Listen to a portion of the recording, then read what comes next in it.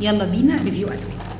من بدري ما عملناش ريفيوهات عن الادويه، فالنهارده حابين نتكلم عن منتج جديد او منتج مش جديد قوي، هو من المنتجات الحلوه جدا جدا للدايت بتاعتنا، تولالا كرانتين. من الحاجات اللي نسبه الكرانتين فيها اعلى نسبه الكرانتين في الماركت، حوالي 1500 مللي جرام. الكرانتين من الحاجات اللي بترفع الحرق، حاجات اللي بناخدها واحنا بننزل جيم او بنتمرن عشان بتزود كتله عضليه وبتقلل من تخزين الدهون. الناس اللي بتشتكي انها بتثبت بشكل كبير، من الحاجات اللي جربتها ممتازه، حلوه جدا لانها اعلى نسبه الكرانتين. مش بننصح بيه بس ان احنا ناخده بالليل علشان ما يعملناش حبه ارق، بناخده الصبح على الريق علشان يرفع الحرق معانا من كبسوله ل2 في اليوم. لو ناخد بالنا من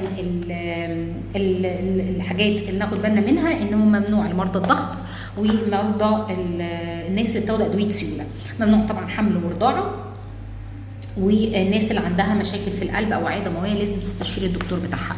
الريفيو بتاعي منتج محترم، منتج اقدر اخده وانا مطمنه، مترخص طبعا من وزاره الصحه، موجود في الصيدليات، ما نجيبوش من جيبش اي دواء من غير ما يكون مرخص، ونقرا كمان الترخيص بتاعه والسجل بتاعه على العلبه بتاعته. ده كان ريفيو الادويه، وانتظرونا في ريفيو جديد.